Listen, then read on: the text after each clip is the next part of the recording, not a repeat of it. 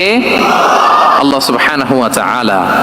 তার সন্তুষ্টির জন্যই তিনি সবকিছু করতেন এবং সব সময় তিনি এটা ফিল করতেন যে আমার আসল ভরসা স্থল হচ্ছে আল্লাহ তাআলা।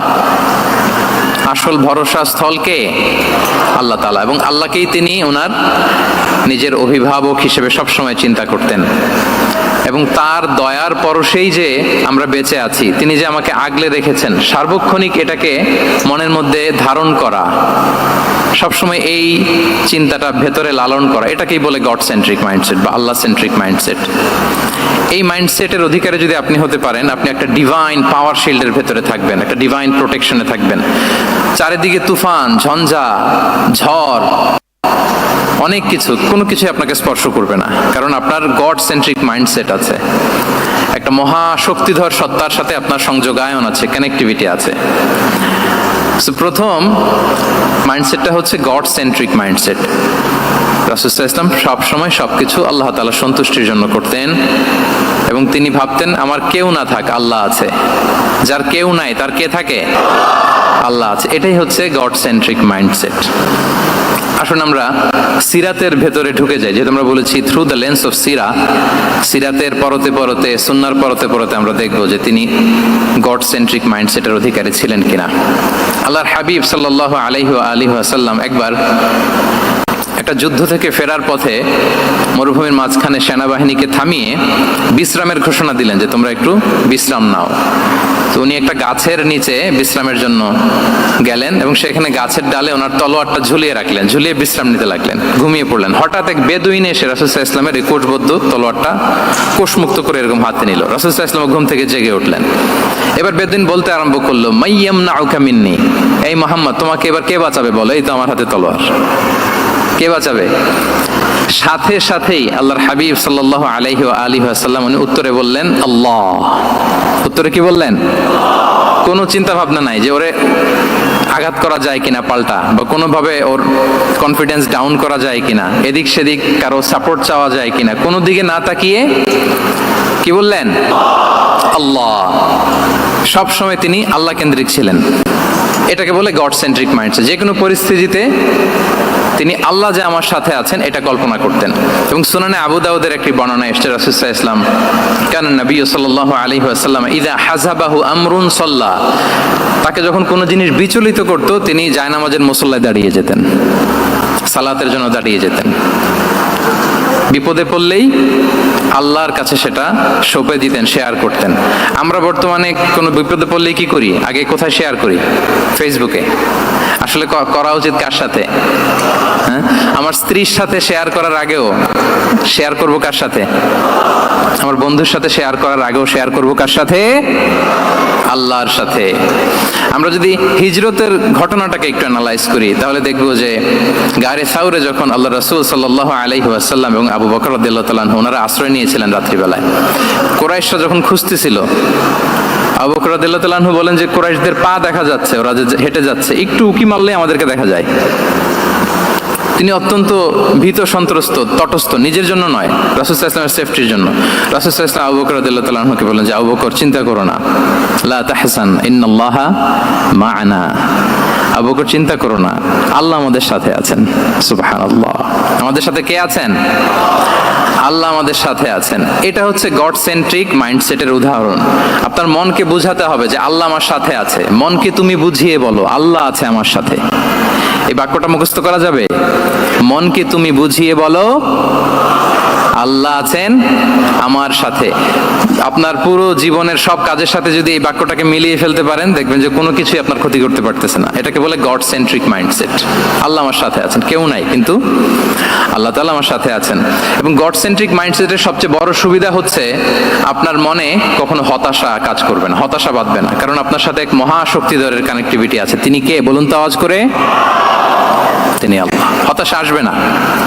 এই যে আমাদের জাতীয় জীবনের এখন সবচাইতে বড় বড় সমস্যাগুলোর যদি আমরা লিস্ট করি, একটা বড় সমস্যা হচ্ছে ডিপ্রেশন, তাই না? আমরা ডিপ্রেশনে ভুগি না? আপনাদের ডিপ্রেশন হয় কখনো?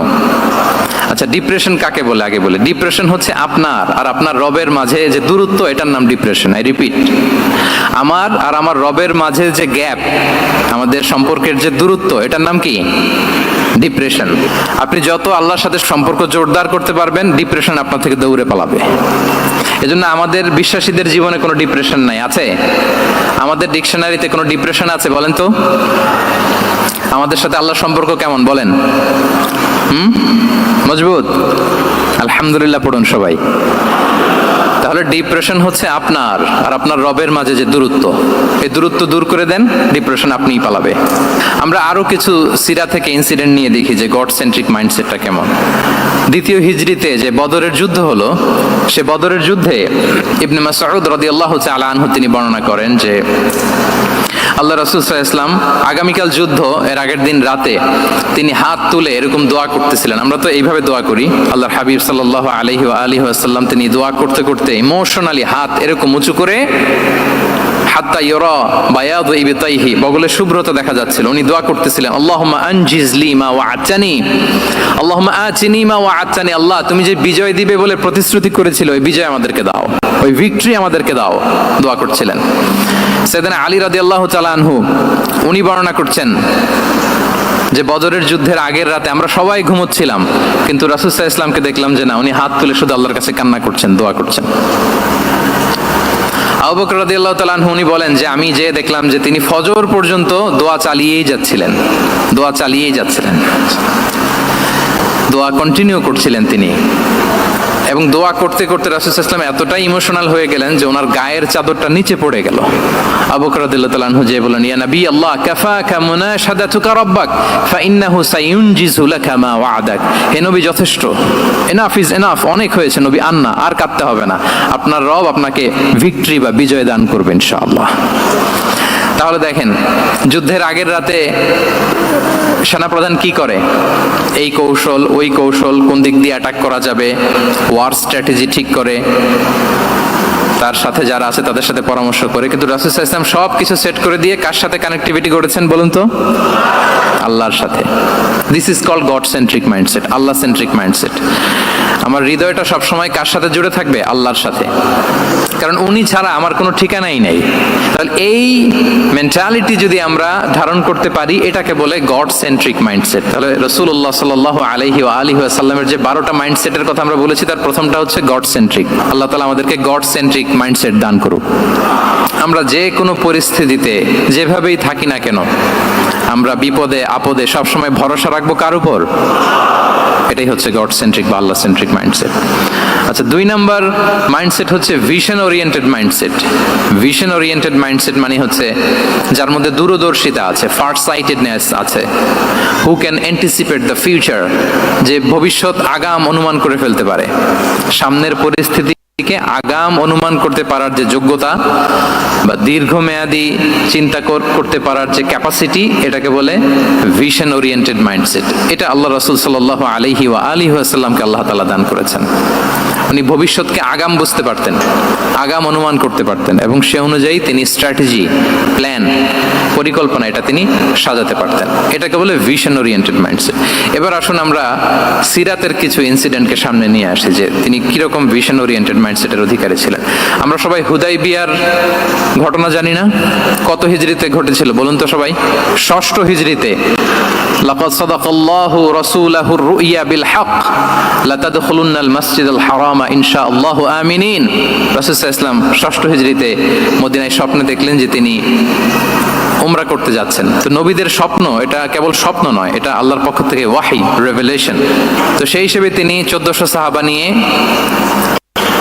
উমরা করতে চলে গেলেন মক্কায়, কিন্তু মক্কাবাসী ঢুকতে দিল না, থামিয়ে দেয়া হলো। তো তখন একটা চুক্তি হয়েছিল, ওই চুক্তিতে বলা হলো, রাসূল সাল্লাল্লাহু আলাইহি ওয়াসাল্লাম লিখতে বললেন যে লিখো মিন মুহাম্মদ রাসূলুল্লাহ, আল্লাহ রাসূল মুহাম্মদের পক্ষ থেকে কুরাইশদের সাথে এই চুক্তি।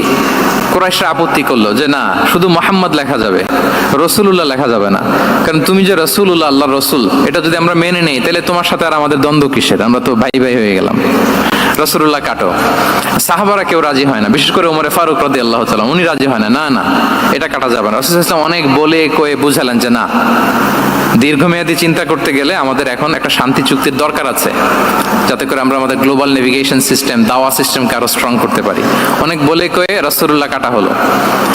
এরপর তারা বলে চুক্তিতে লিখো যে এই বছর উমরা করতে দেয়া হবে না, এই বছর ফিরে যাবেন আপনারা সবাই। এটাও সাহাবারা রাজি হয় না, আল্লাহ রাসূল সাল্লাল্লাহু আলাইহি ওয়াসাল্লাম রাজি হলেন। আবার আরেকটা ক্লোজে লেখা হলো যে আগামী বছর আসলেও 3 দিনের বেশি থাকা যাবে না, সেটাও রাজি হয়ে গেল। রাসূল সাল্লাল্লাহু আলাইহি ওয়াসাল্লাম, সাহাবারা রাজি হচ্ছেন না। এরপর মক্কা থেকে কোনো লোক মদিনায় গেলে মদিনাবাসী তাকে রাখতে পারবে না, ফেরত দিতে হবে। কিন্তু মদিনা থেকে কোনো লোক মক্কায় আসলে মক্কাবাসী তাকে ফেরত দিতে বাধ্য থাকবে না। দেখেন, একটার পর একটা মুসলমানদের বিরুদ্ধে সব ক্লোজ যাচ্ছে, কোন সাহাবীরাই রাজি হচ্ছেন না। কিন্তু আল্লাহ রাসূল সাল্লাল্লাহু আলাইহি ওয়াসাল্লাম তিনি বললেন যে না, লিখো লিখো। উমর ফারুক রাদিয়াল্লাহু তাআলা আনহু এতটাই রাগান্বিত হলেন, তিনি প্রশ্ন করলেন, ইয়া রাসূলুল্লাহ, আলাইসা আনতা নাবিয়্যুন হক? আপনি এই যে কম্প্রোমাইজের পর কম্প্রোমাইজ করে যাচ্ছেন, আপনি কি সত্য নবী নন, সত্য রাসূল নন? আলাসনা আলা দীনিন হক, আমরা কি সত্যের উপর প্রতিষ্ঠিত নই? আলাইসাল কুরআনু কিতাবুন হক, তো সব যদি সত্য হয় আপনি কেন এগুলো মানছেন? রাসূল সাল্লাল্লাহু আলাইহি ওয়াসাল্লাম বললেন যে ওমর, তুমি বাদশাহ না, মেনে নাও। মেনে নিলেন, এবং এই মেনে নেওয়াটাকে আল্লাহ ভিক্টরি বলে ঘোষণা দিলেন, বিজয় বলে। আল্লাহু আকবার। ইন্না ফাতাহনা লাকা ফাতহাম মুবিনা। এবং হুদাইবিয়ার এই সন্ধি থেকেই বেসিকলি মক্কা বিজয় ওইদিকে ত্বরান্বিত হয়েছে গতি প্রবাহটা। কারণ রাসূল সাল্লাল্লাহু আলাইহি ওয়াসাল্লাম অনেক দূর দেখেছেন, সাহাবারাই সামনের কিছু বিষয়ে তারা খেয়াল করছেন, কিন্তু রাসূলুল্লাহ সাল্লাল্লাহু আলাইহি ওয়াসাল্লাম তিনি অনেক দূর দেখতে পাচ্ছেন। আচ্ছা বলেন, 3 তলার উপর থেকে একজন একটা ভিউ দেখতে পায়, আর 30 তলা উপর থেকে আরেকজন একটা কন্ডোমিনিয়ামের উপর থেকে একটা পানোরামিক ভিউ দেখতে পায়। দুইজনের ভিউ দেখা কি একরকম হয়? বলেন, একরকম হবে? কখনোই হবে না।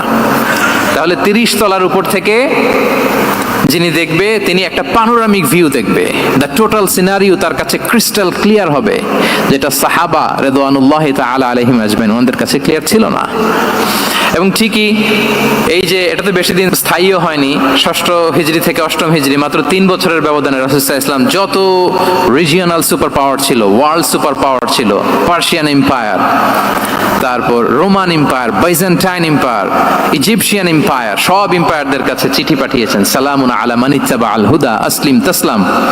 এবং ইসলামের এক্সপান্ড হয়েছে, ওনার গ্লোবাল নেভিগেশন সিস্টেম উনি চালু করেছেন। এর কারণ কি? উনি ছিলেন ভিশন ওরিয়েন্টেড মাইন্ডসেটের অধিকারী, দূরদর্শী, অনেক দূর দেখতে পেতেন, অনেক দূর তিনি দেখতে পেতেন, দীর্ঘমেয়াদী তিনি পরিকল্পনা করতে পারতেন। এটা হচ্ছে ভিশন ওরিয়েন্টেড মাইন্ডসেট যারা হয় তাদের ক্যারেক্টারিস্টিক্স বা ফিচার। আরো একটা উদাহরণ দেই, আপনারা কি বলতে পারেন আবিসিনিয়াতে নবুয়তি কত সালে সাহাবারা হিজরতে গিয়েছিল? বলতে পারবেন কেউ? হ্যাঁ, নবুয়তি কত সালে? 5ম সালে। হ্যাঁ, নবুয়তি 5ম বছর ওনারা আবিসিনিয়াতে, বর্তমানে যেটা ইথিওপিয়া বা ইরিত্রিয়া, সেখানে সাহাবারা হিজরতে গিয়েছিলেন। এবং আবিসিনিয়াতে এই যে হিজরতে গেল, তারা সবাই মিলে ফিরে এসেছিল মদিনায় কবে? এটা কি কেউ জানেন? আল্লাহু আকবার, মাশাআল্লাহ মাশাআল্লাহ। বসুন। খায়বার বিজয়ের দিন এসেছিলেন। আবিসিনিয়াতে যারা হিজরতে গিয়েছিলেন তারা মদিনায় ব্যাগ এন্ড ব্যাগেজ সবকিছু নিয়ে খায়বার বিজয়ের সময়, মানে 7ম হিজরিতে এসেছিলেন। তো রাসূল সাল্লাল্লাহু আলাইহি ওয়াসাল্লাম যখন মক্কা থেকে মদিনায় হিজরত করলেন, সব সাহাবারা মদিনায় চলে আসছেন। মদিনায় এখন একটা ইসলামিক সোসাইটি, ইসলামিক স্টেট। বদরের যুদ্ধে মুসলমানদের বিজয়, খন্দকে বিজয়, খন্দক তো 5মে। তারপরে ওনারা কেন আসে না বলেন তো? আসেনি। 7ম হিজরিতে এসেছেন। জাফর রাদিয়াল্লাহু তাআলা আনহুর নেতৃত্বে, সাইয়েদনা আলী রাদিয়াল্লাহু তাআলা আনহুর আপন ভাই, বড় ভাই, ওনার নেতৃত্বে যখন 7ম হিজরিতে ওখানে যাওয়ার 15 বছর পর যখন তারা সবাই ফিরলেন, রাসূল সাল্লাল্লাহু আলাইহি ওয়াসাল্লাম এত খুশি হলেন, তিনি বললেন, মা আদরি বিআইয়িহিমা আনা আফরাহ বিফাতহি খাইবার আও বিকুদুমি জাফর। আমি কোনটাতে বেশি খুশি আজকে আমি জানি না, খায়বার বিজয়ে বেশি খুশি না আমার ভাই জাফরকে পেয়ে বেশি খুশি। আল্লাহু আকবার, এত খুশি হয়েছিলেন। তো এখন এমনি তো মনে প্রশ্ন জাগে যে রাসূল সাল্লাল্লাহু আলাইহি ওয়াসাল্লাম যখন মদিনায় চলে আসলেন, কোরআনের আয়াতগুলো নাজিল হয়, সালাত ফরজ হলো, যাকাত আসলো, সব হলো, একটার পর একটা হচ্ছে, ইসলামিক স্টেট, তো ওনারাই কেন আবিসিনিয়াতে পড়ে আছেন? প্রশ্ন জাগে না? ওই সময় একটা ক্রাইসিস মোমেন্ট ছিল, তখন ওনারা গিয়েছিল আবিসিনিয়াতে, কিন্তু আসে না কেন? ওনারা এসেছেন 7ম হিজরিতে। এর কারণ আবিসিনিয়ায় কিছু মুসলিমদেরকে রেখে দেওয়া, এটা রাসূলুল্লাহ সাল্লাল্লাহু আলাইহি ওয়াসাল্লামের প্ল্যান বি ছিল। কি ছিল? Plan B. রাসূল সাল্লাল্লাহু আলাইহি ওয়াসাল্লাম অপেক্ষা করছিলেন যে মদিনাকে প্রথমে ইন্টারনাল যত থ্রেট আছে এগুলো থেকে মুক্ত করতে হবে। এরপরে মদিনাকে যত এক্সটার্নাল থ্রেট আছে এগুলো থেকে মুক্ত করতে হবে। সব যখন মুক্ত করে উনি দেখলেন যে না, মদিনা সেফ জোন, এখন আর আলাদা একটা বেজ, একটা এক্সট্রা সেফ জোন বা এডিশনাল বেজ আমার কোথাও দরকার নাই, তখনই তিনি লোক পাঠালেন যে যাও, জাফরের নেতৃত্বে আবিসিনিয়ায় যারা হিজরত করেছে তারা সবাই মদিনায় চলে আসো। সুবহানাল্লাহি বিহামদি। তাহলে একটা প্ল্যানে কাজ করতেন না, আমরা তো এরকম করি, একটাই প্ল্যান। প্ল্যান কয়টা? এটা যদি ওয়ার্ক না করে শেষ, আমু নাই সালাও নাই। কিন্তু রাসূলুল্লাহ সাল্লাল্লাহু আলাইহি ওয়া আলিহি ওয়াসাল্লামের প্ল্যান এ ছিল, প্ল্যান বি ছিল, প্ল্যান সি ছিল। প্ল্যান এ ওয়ার্ক না করলে প্ল্যান বি তে যেতেন, বি ওয়ার্ক না করলে সি তে যেতেন, এইভাবে তিনি কাজ করতেন। তাহলে এটা হচ্ছে বেসিকলি ভিশন ওরিয়েন্টেড মাইন্ডসেটের অধিকারী যারা, তারা এটা করে, যারা ফিউচারকে অ্যান্টিসিপেট করতে পারে, আগাম অনুভব করতে পারে যে কি হতে পারে সামনে। এই যে বাংলাদেশের বিভিন্ন প্ল্যান পরিকল্পনায় আমরা দেখা যায় যে এখান দিয়ে একটা ব্রিজ করে পরে ভাঙতে হয়, রাস্তা একটা তৈরির পরে ভাঙতে হয়, কোথায় এক টানেল হয়ে আছে প্রতি মাসে মাসে এখন লস হয়, তারপর 1 ঘন্টা বৃষ্টি হলে পুরো ঢাকা শহর এটা বন্যা হয়ে যায়। এগুলো হচ্ছে একাধিক প্ল্যান না থাকা, ভিশনারি অ্যাটিটিউডের অধিকারী না হওয়ার কারণে এই ঝামেলাগুলো আমাদের হচ্ছে। তো প্রফেটিক সিরার এই প্রফেটিক মাইন্ডসেট থেকে আমাদের নেয়ার বিষয় হচ্ছে এটা, যে আমাদেরকে ভিশনারি অ্যাটিটিউডের হতে হবে। রাসূল সাল্লাল্লাহু আলাইহি ওয়াসাল্লাম ভিশন ওরিয়েন্টেড মেন্টালিটির ছিলেন। আগাম, আজ থেকে 50 বছর পরে বাংলাদেশে কি ক্রাইসিস হতে পারে, আজ থেকে ঠিক 100 বছর পরে বাংলাদেশে কি হতে পারে, ওই রোড ম্যাপকে সামনে রেখে আমাদেরকে প্ল্যান করতে হবে। এটাকে বলে ভিশন ওরিয়েন্টেড মাইন্ডসেটের অধিকারী হওয়া। 3 নাম্বার হচ্ছে উইজডম ড্রিভেন মাইন্ডসেট। উইজডম মানে হচ্ছে প্রজ্ঞা। প্রজ্ঞা কি? জ্ঞান আর কমন সেন্স দুইটা একসাথে হইলে ওটারে প্রজ্ঞা বলে। When the knowledge and common sense join together, it reflects as wisdom. আপনার জ্ঞান এবং আপনার কমন সেন্স একসাথে হইলে ওটা উইজডম হয়ে যায়। রাসূল সাল্লাল্লাহু আলাইহি ওয়াসাল্লাম ছিলেন প্রজ্ঞায় সমৃদ্ধ এক মননের অধিকারী। ওনার সব কিছুতেই প্রজ্ঞা ছিল। উইজডম ইন গিভিং অ্যাডভাইস, উপদেশ দেওয়ার সময় ছিল। উইজডম ইন পলিসি মেকিং এর সময় সেখানে প্রজ্ঞা ছিল। Wisdom in action strategic plan, কোন স্ট্র্যাটেজিক প্ল্যানের ক্ষেত্রে প্রজ্ঞা ছিল। রাসূল সাল্লাল্লাহু আলাইহি ওয়াসাল্লাম একই প্রশ্নের উত্তর এক একজনকে এক একভাবে দিতেন। অনেক সাহাবারা জিজ্ঞেস করতেন যে রাসূলুল্লাহ, একই প্রশ্ন, একে বললেন এইটা, ওরে বললেন ওইটা, ওরে বললেন আরেকটা, এটা কেন? রাসূল সাল্লাল্লাহু আলাইহি ওয়াসাল্লাম বললেন যে আমি জানি ওর কিসে ঘাটতি, আমি জানি ওর কি প্রয়োজন, আমি জানি ওকে কোন নাসিহাটা দিলে কাজ করবে, ফলে এক একজনকে আমি এক একভাবে ক্লারিফাই করেছি। আল্লাহু আকবার। This is called wisdom. আচ্ছা, উইজডম, রাসূল সাল্লাল্লাহু আলাইহি ওয়াসাল্লাম যে উইজডম ড্রিভেন মাইন্ডসেটের অধিকারী ছিলেন, এটার কয়েকটা এক্সাম্পল আমরা সিরাত থেকে দেখি। মক্কা বিজয় হয়েছে কত হিজরিতে? অষ্টম হিজরিতে যখন মক্কা বিজয় হলো, তখন রাসূল সাল্লাল্লাহু আলাইহি ওয়াসাল্লাম আম্মাজান আয়েশার সাথে গল্প করছিলেন আর বলছিলেন, আয়েশা, লাউলা হাদাসাতু আহদি কওমিকা বিল কুফরি লানাকাতুল কাবাতা ওয়ালা জাআলতুহা আলা আসাসি ইব্রাহিম। আয়েশা, তোমার এই মক্কাবাসী, তোমার এলাকার লোকজন যদি একটা কেওস সৃষ্টি না করতো, তাহলে কাবার যে আসল শেপ, আমি ওই আসল শেপে এটাকে ফেরত নিতাম, কিন্তু নিতে গেলে এখন একটা ঝামেলা বাঁধবে, এজন্য নিব না। ব্যাপারটা হচ্ছে আমরা এখন যে কাবাটাকে দেখি এটা হচ্ছে স্কয়ার আকৃতির। স্কয়ার মানে কি? বর্গাকৃতি, তাই তো? বর্তমান কাবা কোন আকৃতির বলেন তো? একটা বড় কিউবের সাইজ না? দূর থেকে দেখলে মনে হয় একটা বড় কিউবের সাইজ, কিউবের আকৃতি মানে স্কয়ার, চতুর্ভুজ। কিন্তু সাইয়েদনা ইব্রাহিম আলাইহিস সালাম যে কাবা নির্মাণ করেছিলেন, এটা কিন্তু এরকম কিউব ছিল না, ওটা ছিল রেক্ট্যাঙ্গেল। রেক্ট্যাঙ্গেল ছিল, মানে আয়তাকৃতির ছিল, এরকম লম্বা। এই যে টেবিলটা যেরকম, টেবিলের যে শেপ এরকম ছিল, এরকম লম্বা কাবাঘর ছিল আয়তাকৃতির। কিন্তু এখন এটা কমে স্কয়ার আকৃতির হয়ে গেছে। এর কারণটা কি? কাবা একবার ওখানে অগ্নিকাণ্ড ঘটার কারণে ধ্বংস হয়েছিল, ফলে কাবাকে আবার রিনোভেশন করা লেগেছিল, পুনর্নির্মাণ। তো কুরাইশরা সিদ্ধান্ত নিয়েছিল কাবা পুনর্নির্মাণে আমরা কোনো হারাম টাকা ইউজ করব না, যার কাছে যত হালাল টাকা আছে নিয়ে আসা হলো। কিন্তু হালাল টাকা যতটুকু জমা হয়েছে এটা দিয়ে পুরো কাবা নির্মাণ হয় না, অর্ধেক হয়। ফলে কাবা যে আয়তাকৃতির ছিল সেটা না হয়ে গেছে কি বলেন? বর্গাকৃতির, মানে স্কয়ার। ওই স্কয়ার কাবাই আজ পর্যন্ত রয়ে গেছে। কিন্তু ওই যে আয়তক্ষেত্রের যে শেপের মধ্যে যতটুকু জায়গা বাকি ছিল, ওইখানে দেখবেন একটা ক্রিসেন্টের মতো আছে, হেজরে ইসমাইল, হাতিমে কাবা বলে। ওইটার ভিতরে নামাজ পড়া আর কাবার ভিতরে নামাজ পড়া একই হুকুম। ওইটার ভিতরে নামাজ পড়া আর কাবার ভিতরে নামাজ পড়ার কি একই হুকুম। ফলে ওই হাতিমের ভেতরে ফরজ সালাত আদায় হয় না, নফল সুন্নাত পড়া যায়। এমনকি কাবার ভেতরেও ফরজ সালাত আদায় করলে আদায় হবে না, কারণ নামাজের ফরজের মধ্যে একটা ফরজ হচ্ছে ইলা জিহাতিল কাবা, টু দ্য ডাইরেকশন অফ কেবলা। আপনার কেবলা মুখী হইতে হবে না, আপনি তো কাবার ভিতরে ঢুকে গেছেন, এখন কাবা কোন দিকে? কাবা তো নাই, বের হইতে হবে, বের হয়ে কাবা মুখী হলে সালাত হবে। I think you got the point.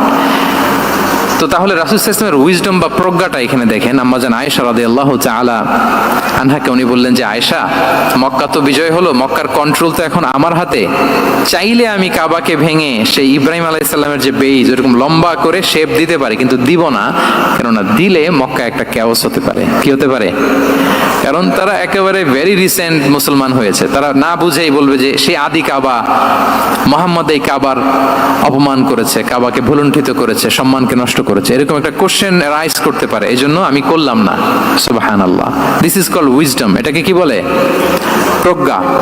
এটাকে প্রজ্ঞা বলে। তাহলে আপনার জ্ঞান এবং আপনার কমন সেন্স দুইটা যখন কানেক্ট করে তখন সেটা প্রজ্ঞা হয়।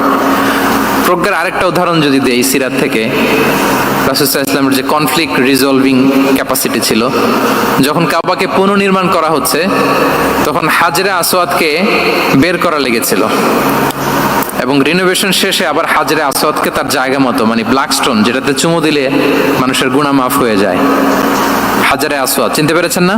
ফলে অনেক বোনেরা যাদের জন্য হেজাব নিকাব মেনটেন করা হচ্ছে ফার্জ, পর্দার কোনো বালাই নাই, পুরুষের সাথে ধাক্কা ধাক্কি করে তার শরীর মিশে যাচ্ছে, গা মিশে যাচ্ছে, ধাক্কা ধাক্কি করে একটা সুন্নতের জন্য ফরজকে স্যাক্রিফাইস করে ফেলতেছে। মানে ফোকাস ঠিক নাই আর কি, কোথায় যে কোনটা করতে হবে ওইটাই ভুলে গেছে। তো এই হাজরে আসওয়াদ পাথরকে আবার জায়গা মতো রাখতে হবে। এখন কে রাখবে? এই নিয়ে মারামারি মক্কায়। বড় বড় চারটা গোত্র বলে, এই গোত্র বলে আমি রাখবো, এই গোত্র বলে আমি রাখবো, আরেক গোত্র বলে রক্তের গঙ্গা বইয়ে দেবো মক্কায়, কিন্তু এই সম্মান অন্যকে নিতে দিব না, কারণ ইটস ভেরি প্রেস্টিজিয়াস ইস্যু। আমাদের গোত্র এই ব্ল্যাক স্টোন হাজরে আসওয়াদকে নিয়ে জায়গা মতো রেখেছে, এটা কাউকে দিব না। তো সবাই যখন মারমুখী, তখন আল্লাহ রাসূল সাল্লাল্লাহু আলাইহি ওয়া আলিহি ওয়াসাল্লাম তিনি সমাধান দিলেন যে মারামারির দরকার নাই, একটা চাদর নিয়ে আসো। নিয়ে আসা হলো। 4 গোত্রের 4 লিডারকে বললেন চাদরের 4 কোণা ধরো। 4 জন 4 কোণা ধরলো। রাসূল সাল্লাল্লাহু আলাইহি ওয়াসাল্লাম তিনি পাথরটা নিয়ে মাঝখানে রাখলেন। এবার 4 নেতাকে বললো আসো, জাতীয় 4 নেতা চলে আসো, কাবার সামনে চলে আসলো। এরপরে আল্লাহ রাসূল সাল্লাল্লাহু আলাইহি ওয়াসাল্লাম ওনার মোবারক হাত দিয়ে, বরকতময় হাত দিয়ে হাজরা আসওয়াদকে নিয়ে নিজ হাতে রাখলেন। এবার সবাই হ্যাপি, কারণ অংশগ্রহণ করতে পারছে। আসলে সব মূল স্ট্যাটাস কিন্তু চলে গেছে রাসূলের দিকে, নাকি? ওরা তো এটা টাচও করতে পারে নাই, পারছে? ওরা চাদর ধরেই হ্যাপি, কিন্তু পাথরটা ধরেছিল কে? রাসূল সাল্লাল্লাহু আলাইহি ওয়াসাল্লাম। চাদরে রেখেছিল কে? রাসূল সাল্লাল্লাহু আলাইহি ওয়াসাল্লাম। চাদর থেকে নিয়ে আবার কাবা ঘরে সেট করেছিল কে? রাসূলুল্লাহ সাল্লাল্লাহু আলাইহি ওয়া আলিহি ওয়াসাল্লাম। এভাবে উনি কনফ্লিক্ট রিজলভ করতেন থ্রু হিজ উইজডম, ওনার প্রজ্ঞার মধ্য দিয়ে। আমরা যদি তায়েফের ঘটনা দেখি, রক্তাক্ত হয়েছেন, পাহাড় রক্ষী ফেরেশতারা এসে বলেছে রাসূলুল্লাহ জাস্ট অর্ডার করেন, আমরা কোলাপস করব এমন ভাবে the entire Taif city will be collapsed, একেবারে স্ম্যাশ করে দিব, পাউডার হয়ে যাবে। রাসূল সাল্লাল্লাহু আলাইহি ওয়াসাল্লাম বললেন না, বাল আরজু আন ইউখরিজাল্লাহু মিন আসলাবিহিম মান ইয়াবুদুল্লাহ ওয়াহদাহ ওয়া লা ইউশরিকু বিহি শাইআ। তিনি বললেন না, ওদেরকে ধ্বংস করে দিও না, ওদেরকে ধ্বংস করলে লা ইলাহা পড়বে কে? সুবহানাল্লাহ। কি উইজডম ড্রিভেন ছিলেন উনি। উনি বলেন যে আমি আশা করি, প্রত্যাশা রাখি, দোয়া করি যে ওরা আমাকে প্রত্যাখ্যান করেছে, কিন্তু ওদের যে নেক্সট জেনারেশন ওরা সাক্ষী দেবে আশহাদু আল্লা ইলাহা ইল্লাল্লাহ ওয়া আশহাদু আন্না মুহাম্মাদার রাসূলুল্লাহ। এবং তাই হয়েছে। এখন তায়েফে যান, চারদিক থেকে আল্লাহু আকবার ধ্বনিতে মুখরিত তায়েফ, এবং এত চমৎকার শহর, এটা একটা টুরিস্ট ডেস্টিনেশন হয়ে গেছে। সৌদি আরবিয়াতে যারা যায়, তায়েফ না গেলে লোকদের ভালো লাগে না। ঠান্ডা, সবুজ শ্যামল, রেইনফল হয়, ফলমূল পাওয়া যায়। আব্দুল্লাহ ইবনে আব্বাস রাদিয়াল্লাহু তাআলা আনহুর স্মৃতিধন্য মসজিদ আছে, অনেকগুলো ইউনিভার্সিটি আছে, ইসলামিক ইনস্টিটিউশন আছে। এই যে নয়নাভিরাম তায়েফ, এটা রাসূল সাল্লাল্লাহু আলাইহি ওয়াসাল্লামের উইজডমের ফসল। ওই দিন যদি রাগের চোটে বলতো যে হ্যাঁ দাও, স্ম্যাশ করে দাও, তাইলে এই যে যারা শাহাদা পড়েছে, মুসলিম হয়েছে, এটা কিন্তু হতো না। তাহলে এটা হচ্ছে রাসূল সাল্লাল্লাহু আলাইহি ওয়াসাল্লামের প্রজ্ঞার একটা উদাহরণ। আর একটা উদাহরণে যাই। রাসূল সাল্লাল্লাহু আলাইহি ওয়াসাল্লাম যখন আকাবার দ্বিতীয় শপথ করে ফেললেন, ইয়াসরিববাসীর সাথে, তখনও মদিনা হয়নি। তো তখন মদিনাবাসী বলল যে রাসূলুল্লাহ, আপনি তো এখনো হিজরত করবেন না, তো আমাদেরকে কোরআন শিখাবে কে, সালাত শিখাবে কে? আপনি একজন দায়ী পাঠান, আমাদের সাথে একজন টিচার দেন। রাসূল ইসলাম তখনও মদিনাতে হিজরতে যাননি, আমাদের সাথে একজন দায়ী পাঠাবেন। তো রাসূল ইসলাম একজনকে দায়ী হিসেবে পাঠিয়েছিলেন। বলেন ওই দায়ীর নাম কি? কি নাম? মুসআব ইবনে উমাইর রাদিয়াল্লাহু তাআলা আনহু, যিনি উহুদের যুদ্ধে শহীদ হয়েছিলেন, উনাকে পাঠিয়েছিলেন। দেখেন, উনি আবু বকর রাদিয়াল্লাহু তাআলা আনহুকে পাঠান নাই, পাঠিয়েছেন ওমরে ফারুককে, ওসমান রাদিয়াল্লাহু তাআলা আনহু, আলী রাদিয়াল্লাহু তাআলা আনহু, কাউকে পাঠাইছেন? কারে পাঠালেন? মুসআবকে। এর কারণ হচ্ছে উনি দেখতে খুব স্মার্ট ছিলেন, খুব ড্যাশিং ফেসের অধিকারী ছিলেন, মক্কার এলিট ফ্যামিলির একজন যুবক ছিলেন, এবং উনি সবচেয়ে দামি দামি পারফিউম কালেক্ট করে ওইটা দিতেন। উনি মক্কার কোনো রাস্তা দিয়ে হেঁটে গেলে লোকজন বুঝতো এই রাস্তা দিয়ে কিছুক্ষণ আগে হেঁটে গিয়েছে মুসআব ইবনে উমাইর। সুবহানাল্লাহ। আমরা বাংলায় বলি না যে আগে দর্শনদারি পরে গুণবিচারী? এই কথাটার সাথে পরিচিত আপনারা? আগে দর্শনদারি পরে গুণ বিচারী। আল্লাহ তাআলা এক একজনকে আমাদেরকে এক এক অবয়বে সৃষ্টি করেছেন। হুয়াল্লাযী ইউসাউবিরুকুম ফিল আরহামি কাইফা ইয়াশা। আল্লাহর একটা নাম হচ্ছে তিনি আল মুসাউবির, দ্য ডিজাইনার। মায়ের গর্ভে থাকতেই আমাদের কার চেহারা, কার কণ্ঠস্বর, কার স্কিন কালার, কে কিরকম হব সব ফিক্স তিনি ঠিক করে দিয়েছেন। এটা আল্লাহর দেয়া। কিন্তু রাসূল সাল্লাল্লাহু আলাইহি ওয়াসাল্লামের উইজডমের ব্যাপার হচ্ছে তিনি আবু বকর রাদিয়াল্লাহু তাআলা আনহু, ওমর রাদিয়াল্লাহু তাআলা আনহু, ওসমান আলী কাউকে চুজ না করে কাকে পাঠালেন? মুসআব ইবনে উমাইরকে। যে তাকে দেখলেই সবাই আগে পাগল হয়ে যায়, মানে ইমপ্রেস হয়ে যায়। হ্যাঁ, ফার্স্ট ইমপ্রেশনটা তার খুব ভালো, খুব ভালো। উনি মুসআব ইবনে উমাইরকে পাঠালেন, এবং যেই প্ল্যান সেই কাজ। উনি যে পুরো মদিনা কাঁপায় ফেলছেন, মাশাআল্লাহ। মদিনার ঘরে ঘরে উনি ইসলামের বার্তা পৌঁছে দিয়েছেন, এবং স্বয়ং রাসূলুল্লাহ সাল্লাল্লাহু আলাইহি ওয়াসাল্লামের আগে তিনি মদিনাতে জুমার নামাজ পড়েছিলেন। কারণ জুমার বিধান আসছে, কিন্তু মক্কা এমন একটা ল্যান্ড যেখানে এখনো জুমা পড়া আবশ্যক হয় নাই, চারদিকে কুফর বেষ্টিত। তো রাসূল সাল্লাল্লাহু আলাইহি ওয়াসাল্লাম লোক পাঠিয়েছেন যে জুমার বিধান এসছে, মুসআব তুমি কিন্তু মদিনায় যারা আছে তাদেরকে নিয়ে জুমা পড়ে ফেলো। তো মুসআব রাদিয়াল্লাহু তাআলা আনহু স্বয়ং রাসূলুল্লাহ সাল্লাল্লাহু আলাইহি ওয়াসাল্লামের আগে রাসূল সাল্লাল্লাহু আলাইহি ওয়াসাল্লামের পারমিশন নিয়ে মদিনাতে জুমা কায়েম করে ফেলছে। সুবহানাল্লাহি ওয়া বিহামদিহি। দেখেন, উইজডম ড্রিভেন পার্সোনালিটির অধিকারী ছিলেন, প্রজ্ঞার অধিকারী ছিলেন, অন্য কাউকে পাঠাননি। কাকে পাঠিয়েছেন? মুসআব ইবনে উমাইর। তাহলে উনি যেই কাজটাই করতেন, যেটা বলতেন, যেটাতে এঙ্গেজ হতেন, এর নেপথ্যে প্রজ্ঞা ছিল। কি ছিল ভাই? উইজডম ছিল। আল্লাহ যেন সেই উইজডম আমাদেরকে দান করেন, আল্লাহ যেন সেই প্রজ্ঞা দিয়ে আমাদেরকে সমৃদ্ধ করেন। আমরা সবাই পড়ি আমিন। 4 নাম্বার হচ্ছে রিফর্ম সেন্ট্রিক মাইন্ডসেট। মানে রাসূল সাল্লাল্লাহু আলাইহি ওয়াসাল্লাম সংস্কারবাদী ছিলেন আর কি। ভুলভাল দেখলে রিফর্ম করতেন, ইসলাহ করতেন, সংস্কার। এখন তো এই যে অনেকগুলো সংস্কার কমিটি হলো দেখলাম বাংলাদেশে, খুব সুন্দর বিভিন্ন বিষয়ে সংস্কার হচ্ছে। এবং স্বাধীনতার পরে আমাদের বয়স তো আর বেশি না, মানে সব দলের লোকেরা মিলে একসাথে এরকম বসা, এরপর রাষ্ট্রীয় ইস্যু নিয়ে ডিসকাস করা, এরপর মাঝে মাঝে আবার ওয়াক আউট করা, আবার একটু মিষ্টি ঝগড়া করা, আবার একটু ফান করা, এই সব কিছুর মধ্য দিয়ে জাতির জন্য ভাবা, নতুন নতুন চিন্তা প্রণয়ন। That's very good, I do appreciate. এটা দরকার। এমন বাংলাদেশই তো আমরা চেয়েছিলাম, ঠিক কিনা বলেন? এই যে রিফর্ম হচ্ছে, এটা অ্যাপ্রিসিয়েবল। রাসূল সাল্লাল্লাহু আলাইহি ওয়াসাল্লামের কিন্তু এই রিফর্ম সেন্ট্রিক মাইন্ডসেট ছিল। অন্যায় দেখলে, ভুলভাল দেখলে, অসঙ্গতি দেখলে, ইনকনসিস্টেন্সি দেখলে শুধরে দিতেন। শুদ্ধাচার অভিযান চালিয়েছেন মক্কাতেও মদিনাতেও, রিফর্ম করতেন। সব খারাপকে তিনি ভালো দিয়ে পরিবর্তন করে দিতেন। আসুন সিরাতের আয়নায়, থ্রু দ্য লেন্স অফ সিরা, আমরা দেখি কিভাবে পরিবর্তন করতেন। রাসূল সাল্লাল্লাহু আলাইহি ওয়াসাল্লামের একটা আদত বা হ্যাবিট ছিল, তিনি কোনো ব্যক্তির বা কোনো স্থানের কোনো বাজে নাম বা খারাপ নাম দেখলে ওটা ভালো নামে চেঞ্জ করে দিতেন। মক্কা থেকে মদিনায় হিজরতের আগে মদিনার নাম ছিল ইয়াসরিব। কি ছিল? ইয়াসরিব মানে হচ্ছে প্রতিশোধ বা নিন্দা বা ক্ষোভ বা ভর্ৎসনা, সবগুলোই খুব বাজে মিনিং ডিনোট করে। রাসূল সাল্লাল্লাহু আলাইহি ওয়াসাল্লাম বললেন, আমি যেই শহরে হিজরত করব এই শহরের নাম ক্ষোভ, এই শহরের নাম হিংসা। এটা হইতে পারে? বলেন। রাহমাতাল লিল আলামিন, mercy and peace for the entire universe করে যাকে আল্লাহ পাঠিয়েছেন, উনি যেই শহরে থাকবেন ওই শহরের নাম প্রতিশোধের শহর। এটা হবে? উনি শহরের নাম চেঞ্জ করে দিলেন। উনি শহরের নাম দিলেন মদিনাতুন নবী। কি দিলেন? মদিনাতুন নবী, অথবা তওবা তয়্যিবা চেঞ্জ করে দিলেন, পরিবর্তন করে দিলেন। এক এলাকায় যে বিষ্ণু ইসলাম দেখলেন যে গাছপালা হয় না, উনি বললেন মাসমুহা হাযিহিল আরদ, এই জায়গার নাম কি? সবাই বলে ইসমুহা গাদেরা। গাদেরা মানে হচ্ছে মাকান লা নাবাতা ফিহি ওয়ালা শাজার, এমন জায়গা যেখানে ঘাস লতাপাতা কিছুই জন্মায় না। রাসূল সাল্লাল্লাহু আলাইহি ওয়াসাল্লাম বললেন এই জন্যই তো ঘাস জন্মায় না, নাম তো রাখছো খুব বাজে একটা নাম। রাসূল সাল্লাল্লাহু আলাইহি ওয়াসাল্লাম বললেন আজ থেকে এলাকার নাম গাদেরা নয়, এলাকার নাম আজকে থেকে খাদেরা। কি নাম? খাদেরা মানে কি বলেন? সবুজ, গ্রিন, এভারগ্রিন, সবুজ শ্যামল। এবং রাসূল সাল্লাল্লাহু আলাইহি ওয়াসাল্লাম যখন গ্রিন ল্যান্ড নাম দিয়ে দিলেন, এরপর থেকে সবুজ শ্যামল করে আল্লাহ জায়গাটাকে বরকতময় করে দিলেন। Changing names. এক সুন্দরী নারীকে বললেন মাসমুকি, কি নাম? বলে আসিয়া। আসিয়া মানে অবাধ্য। রাসূল সাল্লাল্লাহু আলাইহি ওয়াসাল্লাম বললেন তুমি এত সুন্দরী, you are a beautiful lady, আর কি বাজে একটা নাম রেখেছো আসিয়া। তুমি আসিয়া কেন হবে? আজকে থেকে তোমার নাম জামিলা, মানে তুমি সুন্দরী, রূপবতী। সুবহানাল্লাহ, সুন্দর একটা নাম দিয়ে দিলেন। এক সাহাবীর নাম ছিল হাজান। হাজান মানে রাফ এন্ড টাফ, রুক্ষ।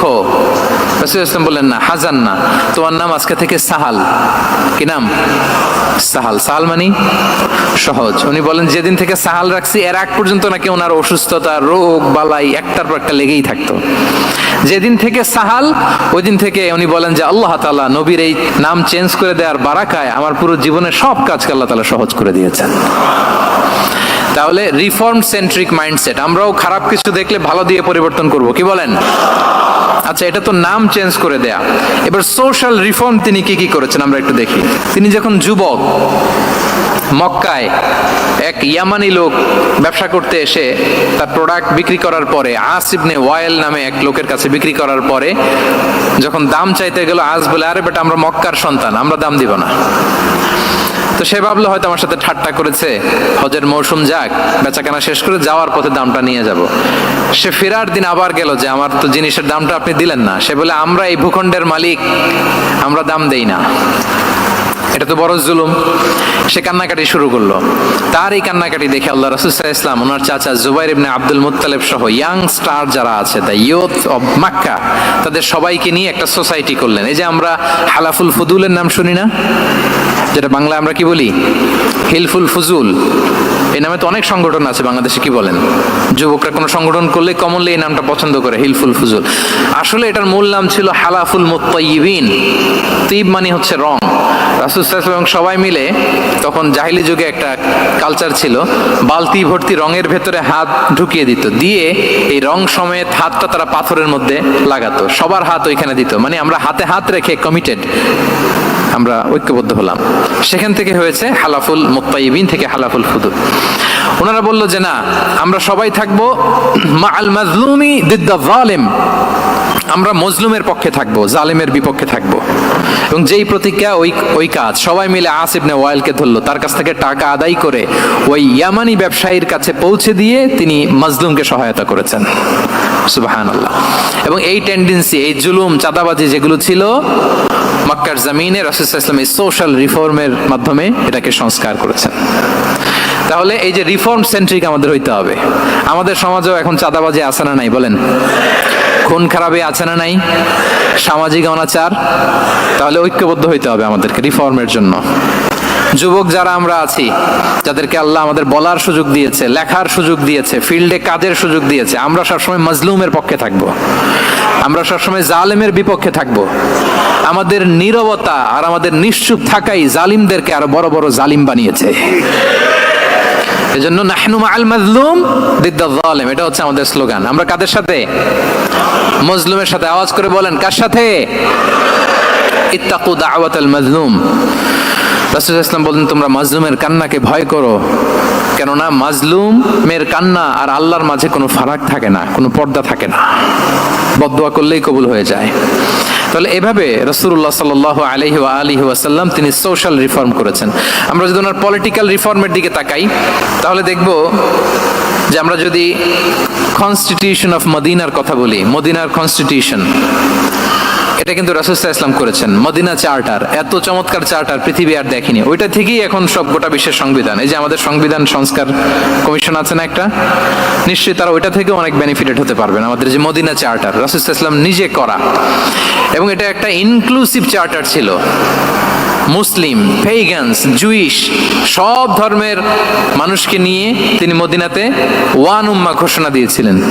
ওয়ান উম্মাহ, we are one Ummah.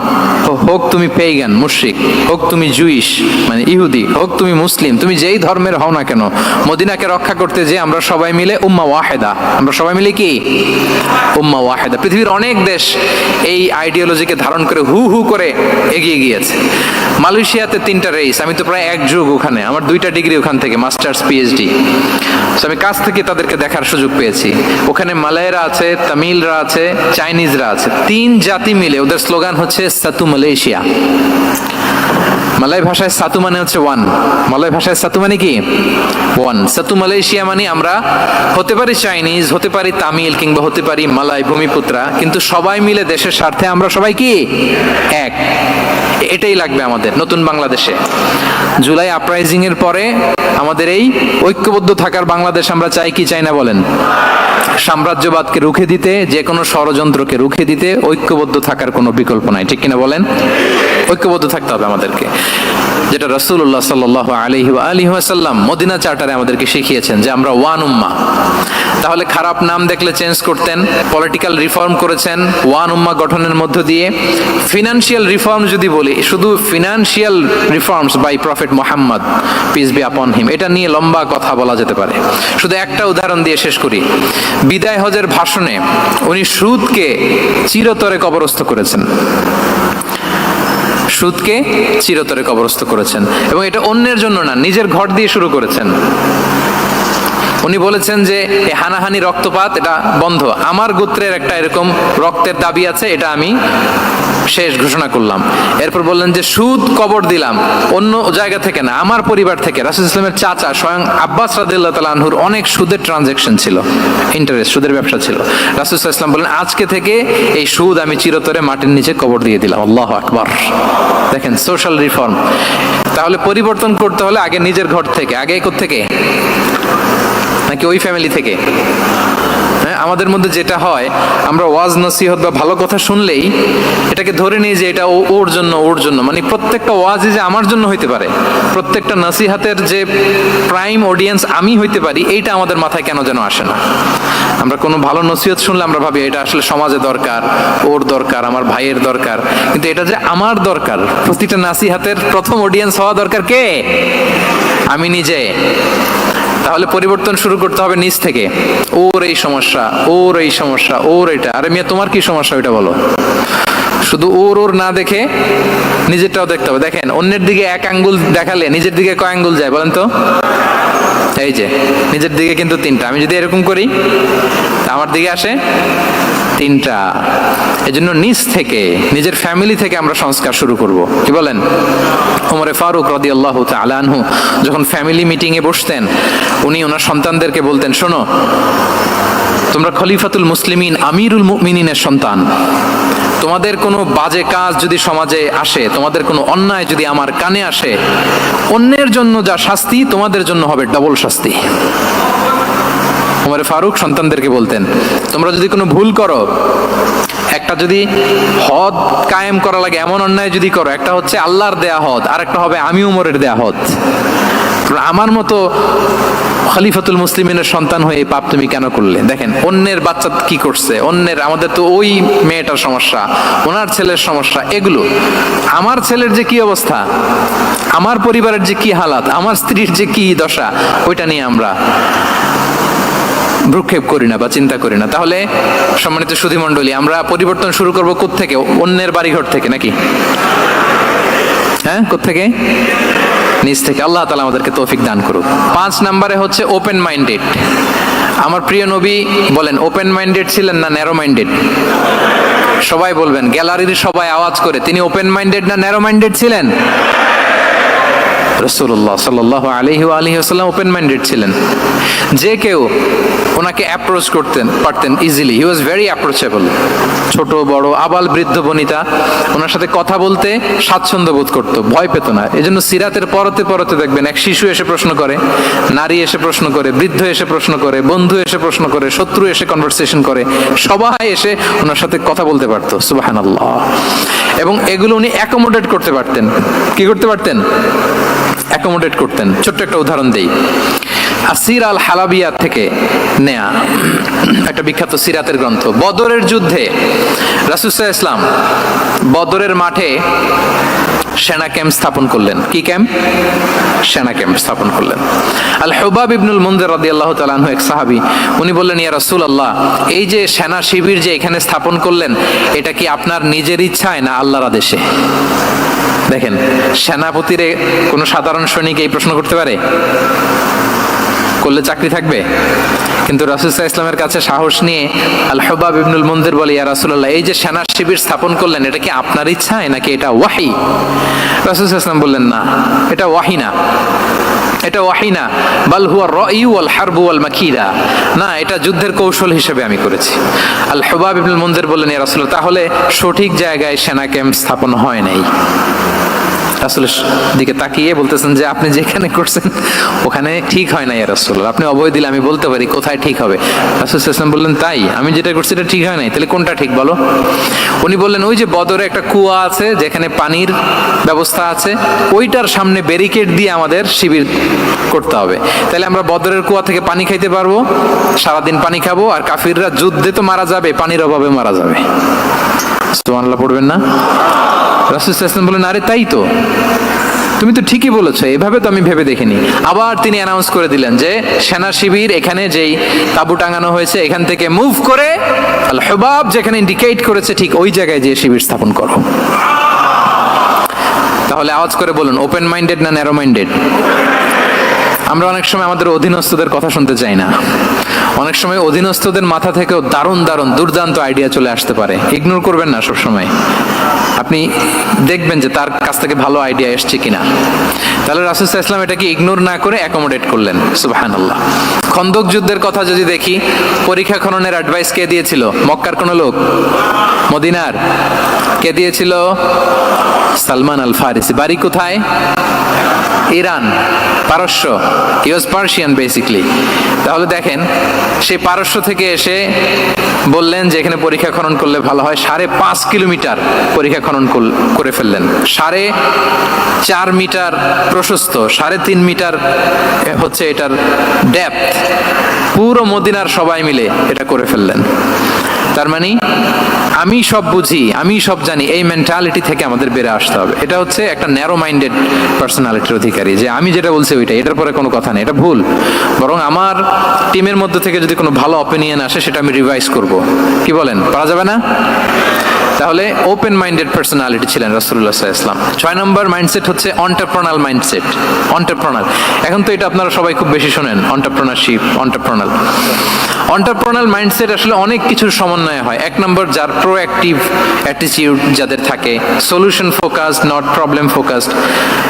Problem সৃষ্টি হইলে ওইদিকে ফোকাস না করে কিভাবে সলিউশন করা যায় ওইদিকে ফোকাস করতেন।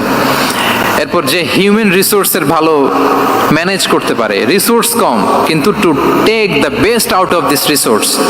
অনেকে দেখবেন যে ছোট্ট জিনিসকে অর্গানাইজ করে এত সুন্দর প্রেজেন্টেশন করে, আবার অনেকের অনেক আছে কিন্তু সেটাকে প্রেজেন্ট করতে পারে না, এরকম আছে না? নাই?